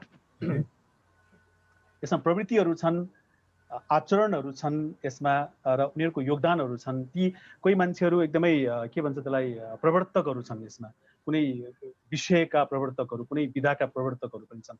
महेश भट्ट भनेपछि एउटा के भन्छ रोमान्टिक, जसमा यौन कुराहरू हुन्छ, त्यसको प्रवर्तकको रूपमा एकदमै स्किल्ड मान्छे भनिन्छ। जस्तै प्यामेला एन्डरसन भनेपछि, जन किट्स भनेपछि, आर्किमिडिज भनेपछि एउटा न एउटा विधाका एकदमै नाम चलेका मानिसहरू छन्। एनिवेज त्यहाँदेखि लिएर हाम्रो आदिकवि भानुभक्त र त्यसपछि यहाँ गणेशसम्म पनि अथवा प्रथम देवता गणेशसम्म पनि हामी यहाँ पुग्छौँ। फर्सीको जरा। अत्यन्तै संवेदनशील समयमा आर्किमिडिजको भाइबर कल आयो। म साधु माता एमिलीको तस्बिर मुनि गजाडे शेलीको चिहानमा बसेर पागल देवकोटाको शब्दसित सम्भोग गरिरहेको थिएँ। आर्किमिडिजले इन्स्टाग्राममा नाङ्गे निस्किएको तस्बिर सार्वजनिक गर्दै चिच्याए, युरेका युरेका युरेका। क्षयरोगी जन केट्स पामेला एन्डरसनसित बेवच हेर्दै थिए। बिथोभेनको सङ्गीतको तालमा बाथटबमा रासलीला गरिरहेको म र मेरो फेसबुक फ्रेन्ड क्याट्रिनाको नाकमा कार्ल रिजले अफिमको गन्ध छोड्यो। स्खलित हुने लागेको समयको यौन उन्माद दृश्यलाई कैद गर्दै प्रख्यात निर्माता निर्देशक महेश भट्ट चिच्याए, कट! त्यति बेला म जोन केट्स जस्तै तलाउलाई ऐना बनाएर उसको आकाशको यौवन निहालिरहेको थिएँ। त्यति बेला काठमाडौँको सांस्कृतिक सडक र गल्लीहरूलाई बुलडोजरको सत्ताले कलाको अस्मिता भत्काउँदै थियो। रैथाने छातीमा छरपष्ट रगतमा आफ्नो कुची चोप्दै किरण मानन्दर हो कि भ्यान गग आफ्नो पोर्ट्रेटबाट चिच्याए, बलबाहु कम ब्याक होम। आफ्नै संस्कृति, आफ्नै सांस्कृतिक छातीलाई मसान बनाउन उद्यत राजधानीवासी हरिश्चन्द्र बन्ने होडमा घरको झ्याल बाहिरको भित्तामा घर भाडामा को होर्डिङ बोर्ड झुन्ड्याएर भनिरहेका थिए, आऊ र हामीलाई बलात्कार गर। अर्कोतिर व्हाट्सएपको लाइभ भिडियो च्याटमा टङ्किस गर्दै नीलो रातो पहेँलो भइरहेको अवस्थाको सेल्फी हानिरहेको ऐन मौकामा प्लेटो चिच्याए, होमरलाई जस्तै यिनीहरूलाई पनि सीमा कटाइदेऊ। शिल्पी थिएटरको खचाखच दर्शक भरिएको हलमा कलाशिल्पी स्वर्गीय रामशेखर नकर्मी संवाद बोल्दै थिए, ओ हेनरी ग्रीन, हाम्रो रङ्गीन प्वाख हेर त, कुनै शिल्पीको कलाले लिपेको छ, कुनै साहित्यको बिम्बले सजिएको छ, कुनै संस्कृति र सभ्यताले पोतिएको छ, कुनै परम्परा सामाजिक सौन्दर्यले भरिएको छ, कुनै रीतिरिवाज कुल धर्मले हराभरा छ। सोही मौकामा मोहन कोइराला अचानक देखा पर्छन् मेरो फेसबुक वालमा र कमेन्ट गर्छन्, मेरो फर्सीको जरा र इन्द्रेणी सभ्यतालाई उनीहरूले पढे मात्र कसैले बुझेनन्।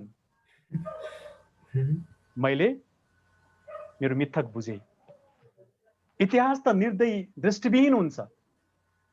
चाकरीको सर्जिया दानबाट प्राप्त सत्तापछि क्रान्तिनायक शहीदहरू खाएको सत्ता मोहले लेखाएको इतिहास आजीवन सशस्त्र सुरक्षा घेरामा बस्नुपर्छ। पोलपोट र हिटलर जस्तै मुण्डमाला पहिरेको ईश्वरहरूले नित्सेलाई उनीहरूको मृत्यु घोषणाको अभियोगमा उनकै साहित्यको शब्द बोकेर पोलपोट र हिटलर झैं मुण्डमाला पहिरेको ईश्वरहरूले नित्सेलाई उनीहरूको मृत्यु घोषणाको अभियोगमा उनकै साहित्यको शब्द बालेर ह्याङ टिल डेथको सजाय सुनाए। अन्त्यमा फर्सीको जराको काल्पनिक चित्रमा रामायण बोकेर बिर्खे टोपी मुनि हल्का मुस्कुराइरहेको अनुदित तस्बिर मुनिबाट पलाएको अर्को पात आकारमा देखिए, आ दि क बी। त्यसपछि ईश्वरहरू अलग भए र भक्तहरूले घोषणा गरे गणेशलाई प्रथम देवता। धन्यवाद। ओहो, त्यस पछाडि रामगोपाल आशुतोष फर्सीको जरामा एउटा यदि धेरै कुराहरू कहाँदेखि कहाँसम्म हिटलर, होमर, त्यस्तै कति कति कति कति सबै मोहन कोइराला आदि कवि सबै कुरा जोड्नु भएको छ। एउटा ब्रह्माण्ड नै सृष्टि गर्नुभएको छ कवि। हामी अन्तिममा तपाईँसँग जोडिन्छौँ यो सुन्दर कविताको लागि। भनौँ तपाईँले अघि भन्नुभएको छ एउटा प्रयोगमूलक कविता भन्नुभएको छ, यो कविताको लागि तपाईँलाई धेरै धेरै धन्यवाद। मायाजी, अब हामी मायाजीसँग जोडिन चाहन्छौँ। हामीले कविता सुनिरहेका छौँ। अब यो चरणमा हामी कुरा नगरिकन कविता नै सुरौँ। मायाजी, हजुरको एउटा कविता अबको क्रममा। पक्कै पनि परदेशका कुरा पनि भए, कोरोनाका कुरा पनि भए, अब एउटा आफ्नो देशका कुरा सुनाउँछु। हजुर, घर देश दसैँ आउँदैछ यतातिर। दसैँ भन्दा पनि विषय अलिकति समसामयिक नै छ। हामी यो सीमा रेखा मिचिने चाहिँ एकदमै पीडित पहिलेदेखि है। यो विषयमा एउटा कविता लेखेको छु, म यहाँलाई सुनाउँछु है त। हुन्छ। कविता को शीर्षक छ सीमारेखा। म सुरु गरेँ। सीमारेखा। सानैदेखि सुनेको हुँ काला पानी मिचिएका गीत, लिम्पिया धुरा फर्काउन अधुरै रहेका कुरा र लिपुलिक भासिएको विरक्त कहानी। मैले सानैदेखि सुनेको हुँ काला पानी मिचिएका गीत, लिम्पिया धुरा फर्काउन अधुरै रहेका कुरा र लिपुलिक भासिएको विरक्त कहानी। बदलियो समय उबेला जस्तै छैन। जीवनका अनेकौं कालखण्डबाट गुज्रेर बदलिए म पनि धेरै नै। र त थाहा पाउन थालेको छु माटोको उतार चढाव र सिमानाका बेमेलहरू। युगले जन्माएका सपुतहरू माटोसँगै माटो जोडेर गए, गोरेटोसँगै कुरेर गए त्यो बाटोका साँधहरू। र त बन्न सक्यो सिमाना पर परसम्म, र त भन्न सक्छौँ आज सीमारेखा मिचियो। कागजका राष्ट्रभक्तिले सीमा रेखा नजोगिएपछि गर्जना परेको छ घरै थर्किने गरी, लगाउन परेको छ नारा आफ्नै घरभित्र। उठ जाग र लाग सीमा रेखा बचाउन, घरको साँध जोगाउनका निम्ति। सायद यही निरह समय स्थिर रहने, सोच्ने गम्भीर भएर आफ्नो अस्तित्वबारे र चलायमान हुने, एकजुट भएर माटोकै खातिर जीवन दाउमा राखेर। सपाङ्ग जिन्दगी बोकेर अरूमा आश्रित हुँदै, आदिम सपुत पुजेर फर्किँदैन पुर्खाले गाडेका किल्ला। जन्मिने छैनन् फेरि पृथ्वीनारायण, जन्मिने छैनन् भक्ति थापा। त्यसैले त हामी नै बन्नु छ रक्षक, हामीले नै उठाउनु छ तरबार र खुकुरी र बचाउनु छ आफूले टेकेर उभिरहेको माटोको अस्तित्व। धन्यवाद। आफूले बचाउनु छ माटोको अस्तित्व। एकदम मिठो कविता, समसामयिक कविता। मायाजी, हामी अब अन्तिम चरणमा हामी जोडिनेछौँ। यतिखेर म फेरि विराटनगर पुग्छु, कतारबाट विराटनगर पुग्छु म। रमेशजी।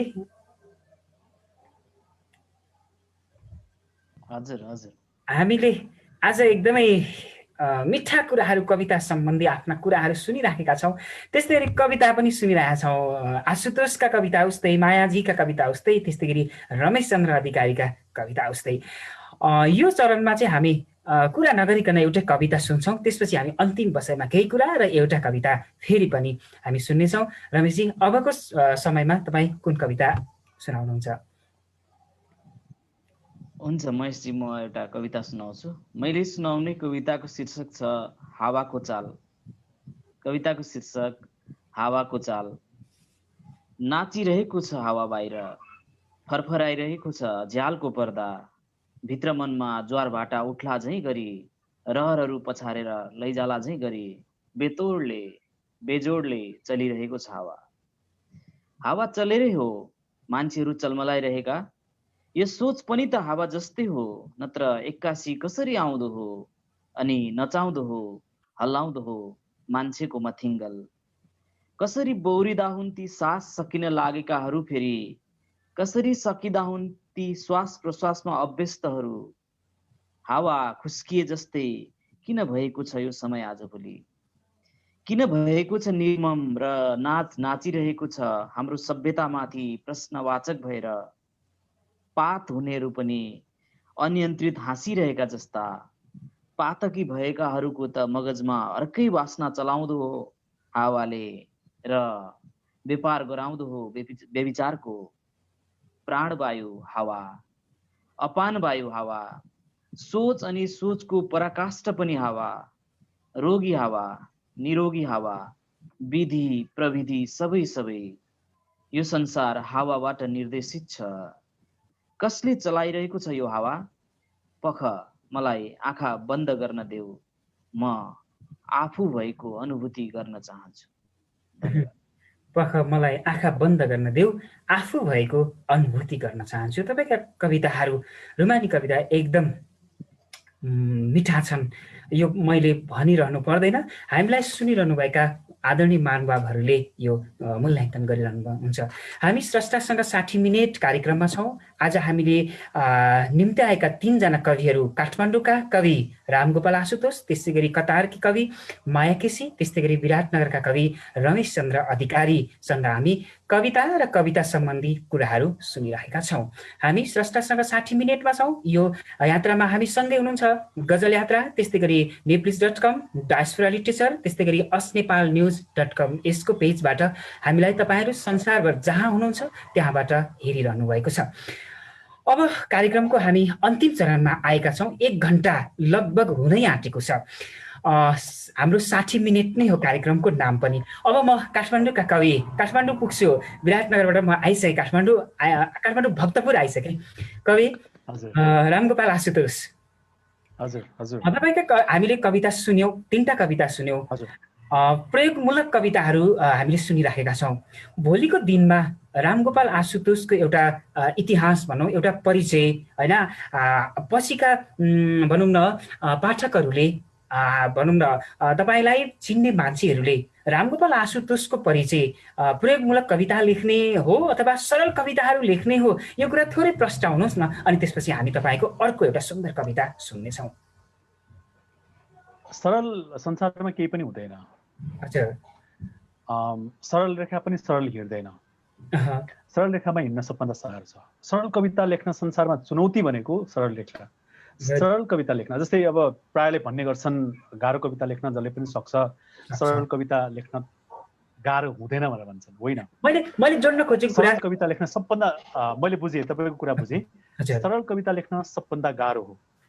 सरल हुनु, काव्यात्मक हुनु, कलात्मक हुनु, बिम्ब र सबै कुराहरू।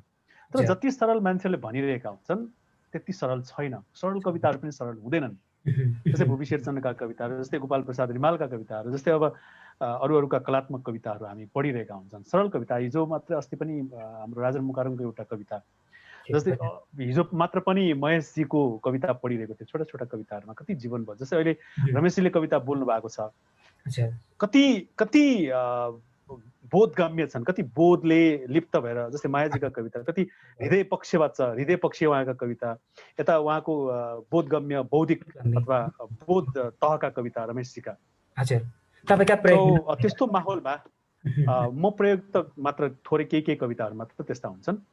सकेसम्म म सरल कविता नै लेख्छु, तर त्यसमा जुन बोधगम्यता मैले प्रयोग गरेको हुन्छु त्यसको लागि कि त उसले इतिहास वा कि त सभ्यता कि त उसले बोधका कुराहरू अथवा अध्यात्मको दर्शनको कुराहरू अध्ययन गर्नुपर्ने हुन्छ। त्यति मात्र फरक हो।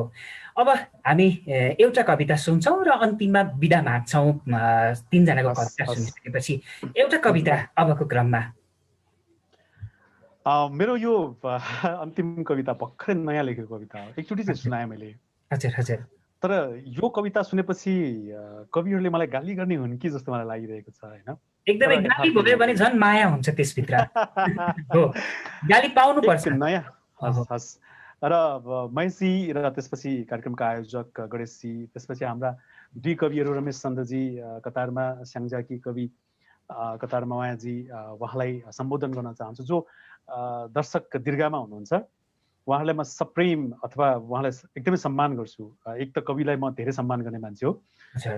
मैले अघि सुरु नै भनिसकेको हो, शब्द अहिले कोमामा छ। यो कोमामा रहेको शब्दलाई म जीवित बनाउन चाहन्छु। कविहरूलाई जीवित हुनुहोस्। कुनै झोला दर्शन कुनै दलको बोकिराख्नु पर्दैन। कविता एकदमै शक्तिशाली हुन्छ। त्यो सबभन्दा ठुलो राजनीति हो, यसले गर्न सक्छ भनेर म भन्न चाहन्छु। एक नयाँ यथार्थ कोमा, एक नयाँ यथार्थ कोमा। मानिस कोमा, मानिस बस्न सक्थे तरबारको चोट सहेर धेरै वर्ष। तरबारको चोट सहेर धेरै वर्ष बस्न सक्थे मानिस। मानिस बस्न सक्थे तरबारको चोट सहेर धेरै वर्ष, तर सक्दैनथे शब्दको चोट खप्न। उहिले शब्दकै प्रहारले शासक वा सत्ता ढाल्थे। जनकवि, क्रान्ति नायक, नागरिक समाज, मानवाधिकार कर्मी। शब्दको प्रहार लागेपछि चोटले घाइते मानिसहरू ग्लानि वा लाजले रुन्थे। गल्ती लुकाउन जोड बलले कराउँथे, अझ ठुलो स्वरले चिच्याउँथे। नयाँ यथार्थ के हो भने चट्यान लागेका मानिस जस्तै शब्दको प्रहारले घाइतेहरू आफ्नै मनको कोमामा हुन्छन्। हिँडिरहेको देख्छु पुरानो पहिलो राष्ट्रपथमा बुर्जुवा प्रमाणपत्रधारी जनगायकहरू, प्रयोग पश्चात फालिएको बाद बोकेका क्रान्ति नायकहरू, आफ्नो बोली र पहिचान हराएका नागरिक समाजहरू, राष्ट्रिय आवाज मास्ने मानव अधिकार कर्मीहरू आजकल सबैभन्दा बढी कविहरूलाई देख्छु कोमामा। धन्यवाद। आजकल सबैभन्दा बढी देख्छु कविहरूलाई कोमामा। एकदम रामगोपाल आशुतोषका कविताहरू हामीले सुन्यौँ। उहाँका कविता सुनिसकेपछि दिमाग रन्थने आउँछ, के होला भन्ने कुरा पछि सोच्नुपर्ने एउटा बाध्यता पनि हुन्छ। धेरै धन्यवाद कवि। हामी अन्तिममा अब बिदा माग्ने चरणमा फेरि हामी उपस्थित हुन्छौँ। मायाजी, हामी अब मायाजीसँग बोल्छौँ र मायाजीको एउटा कविता सुन्छौँ। मायाजी। हजुर। अब हामी कार्यक्रमको अन्तिम चरणमा छौँ। मायाजीको एउटा कविता नै सुन्छौँ हामी, अनि त्यसपछि बिदा माग्नको लागि हामी फेरि उपस्थित हुन्छौँ। अबको क्रममा हजुरको एउटा कविता। पक्कै पनि परदेशको एउटा मर्मबाट सुरु गरेर परदेशकै मर्मबाट यो बसाइको अन्त्य गर्छु म आज। हुन्छ। एकपटक सबै दर्शक दीर्घलाई उहाँहरूको रिक्वेस्ट अनुसार मेरो पुरानो कविता हरियो पासपोर्ट सुनाएर म यहाँहरूबाट बिदा हुन्छु आज। हरियो पासपोर्ट अभियसली सुन्दाखेरिमा नै यो एउटा परदेशिएको मान्छेले लेख्न सक्छ, त्यसको अनुभूत गर्न सक्छ, राख्न सक्छ, मलाई त्यस्तो लाग्छ। समय छुट्टिँदैछ, कविता सुरु गर्ने। हरियो पासपोर्ट। हरियो पासपोर्ट बोकेर सपना साट्न मुगलान पसेको पनि अब त 10 वर्ष पुगिसकेछ। मैले हरियो पासपोर्ट बोकेर सपना साट्न मुगलान पसेको पनि अब त 10 वर्ष पुगिसकेछ। यी बितेर गएका 10 वर्षभरि कति कति बिहानहरू आएर गए, कति कति साँझहरू आएर गए, तर आउँदै गएका यी साँझ बिहानहरू जम्मै एकै प्रहर लागिरहे मलाई। मुगलान पसेको पहिलो वर्षभरि त प्रत्येक बिहानहरूमा खोज्दो रहेछु प्रियाका चुराका छुनछुने भाकाहरू, नेपथ्यमा बाबाको फाक्क खुक्क र आमाका आदेशहरू। तर यहाँ त मसित थियो झिसमिसेमै मेरा सपना बिथोल्न आउने मोबाइलको चर्को अलार्म मात्रै। त्यसपछि वर्षहरू छोडिँदै गए, सधैँ चाहिँ हरेक बिहान घरमा गुन्जिने प्रिय ध्वनिहरू पुरिँदै गए मनको नेपथ्यमा। बरु कुल्चिँदै आए नयाँ ध्वनिहरूले फरक फरक भाषाहरूमा, छिटो गर मात्रै। यता प्रत्येक वर्ष थपिरहे हरियो पासपोर्टका पानाहरूमा मिति फेरिएका रङ्गे बिरङ्गे लेबलहरू, तर पासपोर्टको मेरो तस्बिर कहिले बदलिएन लेबलहरू जस्तो। हाँसिरह्यो सधैँ मुसुक्क उही तस्बिर, सजिरह्यो सधैँ टाइकोटमा, जसरी म मुस्काएको थिएँ फोटो खिच्नु अघि रिखे दाइको फोटो स्टुडियोमा। यो 10 वर्षमा यो परदेशमा नीलो रङको पोसाकले मेरो मन पनि नीलै भइसकेको छ अहिले त। यो एक युगमा म पनि फेरि युग झैँ नीलै नीलो भएर जब प्रत्येक शुक्रबारे बिदामा फेरि नै आफ्नै सर्ट प्यान्ट हेर्छु, लाग्छ म दसैँमा नयाँ लुगा लगाइरहेको छु। परदेशिएको यो 10 वर्षपछिको एक दिन बिहानै बिउजिन्छु म। परदेशिएको यो 10 वर्षपछिको एक दिन बिहानै बिउजिन्छु म। सिरानीमा बजेको मोबाइलको घन्टीले तर सधैँ चाहिँ मेरो सपना बिथोल्न आउने अलार्म थिएन त्यो त घरबाट प्रियाले छाडेको एउटा प्रिय आवाज थियो। अब त फर्केर सँगै बसे हुँदैन। प्रियाको मधुरो आवाज कानबाट कुदेर मनसम्मै पुगेर खजमज भएर बस्यो। सोचाइले थिचिए म आफै, फेरि सम्झिए एकपटक धेरै पहिले बिर्सिसकेको प्रियाका चुराका छुनछुने भाकाहरू, बाबाको ख्वाक्क खुक्क र आमाका आदेशहरू। ओहो, हरियो पासपोर्ट बोकेर सपना साट्न मुगलान पसेको पनि 10 वर्ष पुगिसकेछ। धन्यवाद। एउटा पुरुष अभिव्यक्तिलाई व्यक्त गर्नुभएको थियो कवितामा। सुन्दर कविता थियो। मायाजी, धेरै धेरै धन्यवाद तपाईँलाई। हामी अन्तिममा बिदा माग्ने चरणमा आउनेछौँ। अब म विराटनगर पुग्छु। रमेशजी, तपाईँको अब एउटा कविता सुन्छौँ हामी कार्यक्रमको अब अन्तिम चरणमा आइपुगेका छौँ। अबको क्रममा रमेशचन्द्र अधिकारी। हुन्छ महेशजी, म एउटा कविता सुनाउँछु। अब मैले सुनाउने कविताको शीर्षक छ प्रश्नहरूको चङ्गुल। कविताको शीर्षक प्रश्नहरूको चङ्गुल। प्रश्नै प्रश्नले कुजिएर थला परेको छ जीवन यति बेला। सम्झिरहेछु त्यस बेला तिमीले फुलाइदिएको रातो सपना अटेस मटेस थियो मेरा आँखाभरि। रुखहरू, अँध्याराहरू, रातहरू, झाडीहरू, खोलाका बगरहरू, काँसबारी, सुनसान, एकान्त, सबैतिर भेटिन्थे कसिला मुठ्ठीहरू अनि मुठ्ठीहरू भन्दा नि कठोर लाग्ने सङ्गीन निशानीहरू। जहाँ ताकिन्थ्यो विद्रोहका ज्वाला लप्किरहने आँखाहरू अनि ढालिन्थ्यो छिनभरमै आफ्नै जस्ता लाग्ने सपना। त्यति बेला सोधेको थिएन बगरको ढुङ्गोले कहिल्यै मेरो परिचय अनि मेरा गोडाहरूले टेक्नु पर्ने गन्तव्य। हावाका झोक्काहरू कैयन पटक ठोक्किएर गए परेलीहरू माझ, तर प्रश्न गरेनन् कहिल्यै रहरहरू बोकेर डुलिरहेका आँखाहरू बारेमा। जिन्दगी बैंसको रुख बनेका बखत पनि फक्रन दिएनौ तिमीले रातो गुलाब मन भरिने गरी, र त सर्लङ्गै काँडाघारी मात्र बनिरह्यो जुनी। तिमीले सुनाएको क्रान्तिको कथामा खलपात्रहरूको अनुहार भने कस्तो हुन्छ भनेर चिनाएनौ कहिले। जान्नु छ मलाई म कुन वर्गमा पर्छु आज, सपना बनेर उदाउने जुन कुन पथ भएर अस्ताउँछ। खोलाहरू क्रान्तिकारी हुन् या होइनन्, पहाडहरू यथास्थितिवादी नै हुन् त, हावा बेगले बहेको छिचोलेको अग्रगामी छलाङ मारेको हो या होइन, आदि इत्यादि।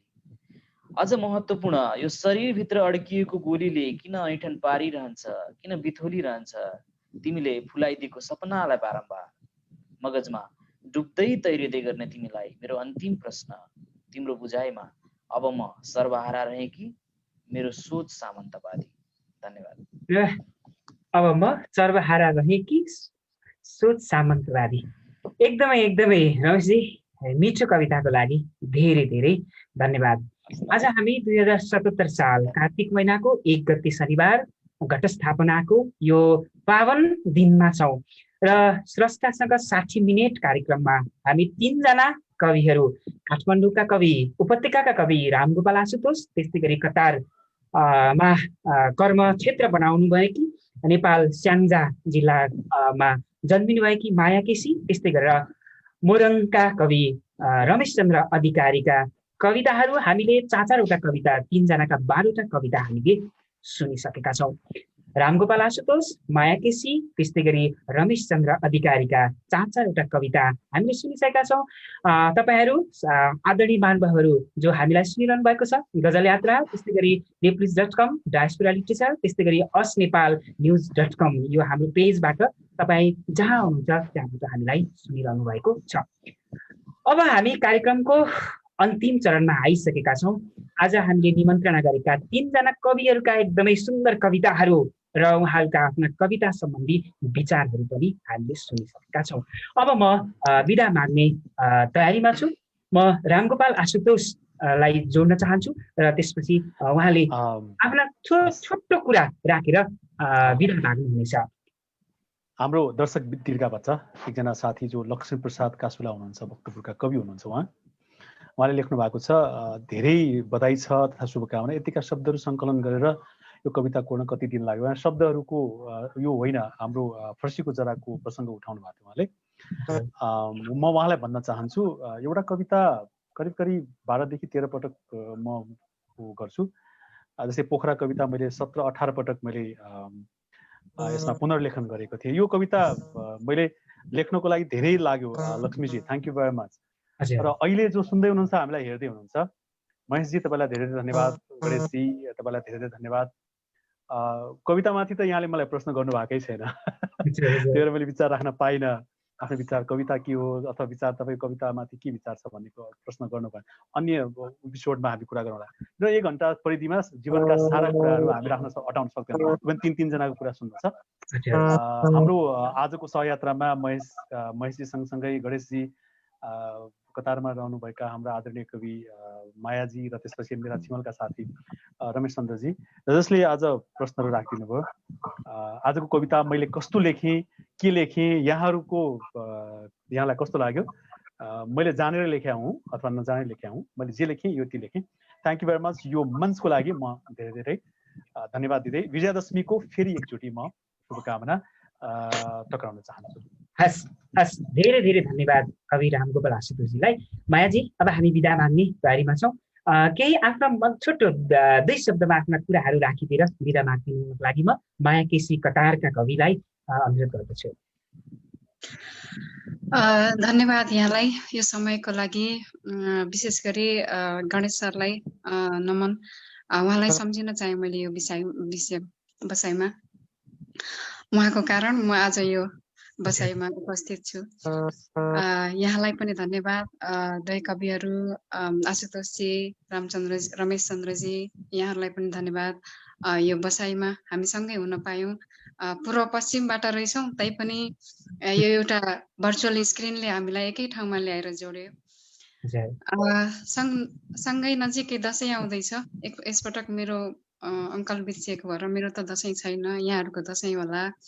यहाँहरू लगायत हामीलाई जति पनि संसारभरिबाट हेरिरहनु भएको छ दर्शक दीर्घाले, उहाँहरू सबैजनालाई दसैँको शुभकामना भन्न चाहन्छु। यहाँहरूसँग जे छ जस्तो छ आफूसँग भएकोसँग सन्तुष्ट भएर दसैँ मनाउनुहोस्, खुसी हुनुहोस्। यहाँहरूको अगाडिको बसाइ एकदमै सुखमय रहोस्, त्यही भन्न चाहन्छु। हस्, धन्यवाद। धेरै धेरै धन्यवाद मायाजी।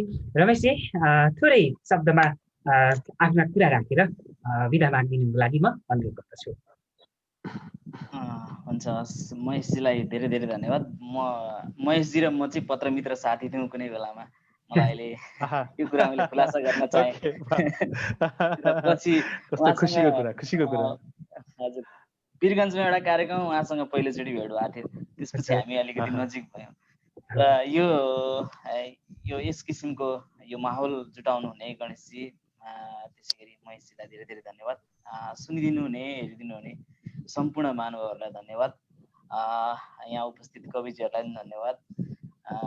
पढादशीको शुभकामना। हस्, यति नै भन्न चाहे। म महेशजीसँग एउटा प्रश्न गर्न चाहन्छु। ल, तपाईँलाई प्रश्न कसैले पनि गर्दैन, हेर्नुहोस्। हजुर हजुर। तपाईँ पछिल्लो समयमा राम्रो कविता लेखिराख्नु भएको छ र तपाईँले समालोचक.com मार्फत आफ्ना कुराहरू पनि राख्नु भएको छ। तपाईँका विश्व दृष्टिहरू, कवितामाथि विश्व दृष्टिहरू पनि राखिराख्नु भएको छ। अहिले मैले अघि भने जस्तै कविता सबैभन्दा जोखिममा छ अहिले। एकदमै कोही बजारतिर जान खोज्ने, त्यसपछि कोही चाहिँ कविता व्यापार गर्नु हुँदैन। कविता भनेको यसलाई काव्यिक दृष्टिकोणलाई विश्वव्यापी बनाउनुपर्छ र यसलाई हामीले बचाएर राम्रो लेख्नुपर्छ भन्ने किसिमको एक किसिमको अडान छ। जस्तै त्यो पक्षमा म छु। बजारमा जानु पर्छ भन्नेहरू गुट बनाइरहेका छन् र त्यसपछि उनीहरूले आफ्नो गुटका कुराहरू भनिरहेका छन्। र हामी जो जस्तै कि रमेश चन्द्रजीले जस्तो राम्रो कविता लेखेर, पूर्वेली कविता ठ्याक्कै चिनिन्छ, वाचनले पनि चिनिन्छ र कविताको बिम्ब गठनले पनि चिनिन्छ। म पनि चाहन्छु मध्यमाञ्चल अथवा प्रदेश नम्बर 3 का कविताहरू पनि वाचनले र कविताको बुन्ने बनोटले चिनोस् भन्ने पनि म चाहन्छु। तपाईँलाई म एउटा प्रश्न सोध्न चाहन्छु। अहिलेको कवितामा भाषा र व्याकरण कस्तो देखिराख्नु भएको? जस्तै कि हरूसँग को आउँछ हैन, हरू भनेपछि कहाँ आउनुपर्ने हो, अनि हरू नभन्नु। जस्तै कि अब नाङ्गाहरू हैन, नाङ्गाहरू हैन, नाङ्गाको कार्निभल भने नि पुग्थ्यो मैले वास्तवमा। तर व्याकरण र यो भाषा कसरी तपाईँले देखिराख्नु भएको छ? हामीले यस विषयमा यो भाषा अहिले एकदमै भनौँ न प्रयोग जसरी पनि भइरहेको छ, कतिपय अवस्थामा यो नहुनुपर्ने भइरहेको छ भन्ने कुरा हामीले उठिरहेको छ। र गणेशजीले र मैले यस विषयमा अब यो शनिबार होइन अर्को शनिबार चाहिँ यस भनौँ न तपाईँले उठाउनु भएको प्रश्नसँग सम्बन्धित भएर हामीले एउटा कार्यक्रम नै राख्ने कुरा पनि गरेका छौँ। तपाईँले आज फेरि कस्तो संयोग पनि पर्यो यो कुरालाई हामी चाहिँ अलिकति योसँग सम्बन्धित काम गरिराखेका मान्छेहरूसँग रहेर पनि हामी यसको चाहिँ एउटा छलफलको विषय उठाउनेछौँ कवि। तपाईँले यो सम्झाउनु भयो, धेरै धेरै धन्यवाद। हामीले काठमाडौँका कवि रामगोपाल आशुतोष, त्यस्तै गरी कटारका कवि माया केसी, त्यस्तै गरी विराटनगरका कवि रमेश चन्द्र अधिकारीका कविता र कविता सम्बन्धी विचारहरू हामीले सुन्यौँ। स्रष्टासँग 60 मिनट हाम्रो 1 घन्टाको समय हो। लगभग हामी 1 घन्टा 15 मिनट आइसकेका छौँ, 15 मिनट भइसकेको छ। हामीलाई सुनिदिनु भयो तपाईँ सम्पूर्ण आदरणीय महानुभावहरूलाई धेरै धेरै धेरै धन्यवाद भन्छु। रामगोपाल आशुतोषले अघि प्रश्न उठाउनु भएको थियो, कविता सम्बन्धी अझै प्रश्नहरू हामी बहस गर्न सक्थ्यौँ, तर 3 जनाका कविताहरू सुन्दाखेरि अब यो त कविता सुनाउने कुरा पनि हो। फेरि हामी यस्तो बहसका कार्यक्रमहरू, कविता भन्दा पनि कविता सम्बन्धी बहस होइन, पहिचानको कुरा, सबाल्टनको कुरा, संस्कृतिको कुरा अथवा भनौँ न हामीले जातीयताका कुराहरू पनि हामीले ल्याउन सक्छौँ। कुनै बेला हामी फेरि पनि रामगोपाल आशुतोष लगायत रमेश चन्द्र अधिकारी मायाजीसँग हामी फेरि जोडिनेछौँ। आजको लागि भने तपाईँ 3 जना आदरणीय कविहरू हुनुहुन्छ। तपाईँ सबैजनालाई हामी स्रष्टासँग 60 मिनट यो परिवार गणेशजी जो अस्ट्रेलियामा हुनुहुन्छ र मलाई प्रविधिमा यहाँ साथ दिइरहनु भएको छ, उहाँको तर्फबाट र मेरो व्यक्तिगत तर्फबाट तपाईँहरूलाई 3 जनालाई धेरै धेरै धन्यवाद। तपाईँहरूका सुन्दर कविताहरूले एक प्रकारको दर्शकहरू भनौँ न हामीलाई हेरिरहनु भएका आदरणीय महानुभावहरूलाई पनि एउटा सोच, एउटा विचार तहमा पुर्याएको छ भन्ने मैले बुझेको छु। आजलाई हाम्रो कार्यक्रम सकिन लागेको छ। सम्पूर्ण महानुभावहरूलाई बडा दशैं 2077 सालको हार्दिक मङ्गलमय शुभकामना भन्न चाहन्छु। हामी अलिकति अनुकूल परिस्थितिमा छैनौँ, प्रतिकूल परिस्थिति छ, घरबाट बाहिर निस्किने अवस्था छैन। हामी जहाँ छौँ त्यहीँ बसेर यो वर्षको दशैं मनाउनेछौँ। अर्को वर्ष रमाइलो हुन्छ नै, हामी यसरी नै भर्चुअलको माध्यमबाट पनि रमाइलो गरिरहेका छौँ। हुन्छ त आजलाई यति नै। तपाईँ हामीलाई साथ दिने सम्पूर्ण महानुभावहरू, त्यस्तै गरी आजका 3 जना स्रष्टाहरूलाई हृदयदेखि नै धन्यवाद दिँदै म पनि आजको यो कार्यक्रमबाट कार्यक्रम सञ्चालक महेश क्षितिज पनि बिदा हुन चाहन्छु। हस्त धन्यवाद। यहाँहरूको अब बाँकी समय एकदम सुखद र शुभमय रहोस्। हस्त धन्यवाद।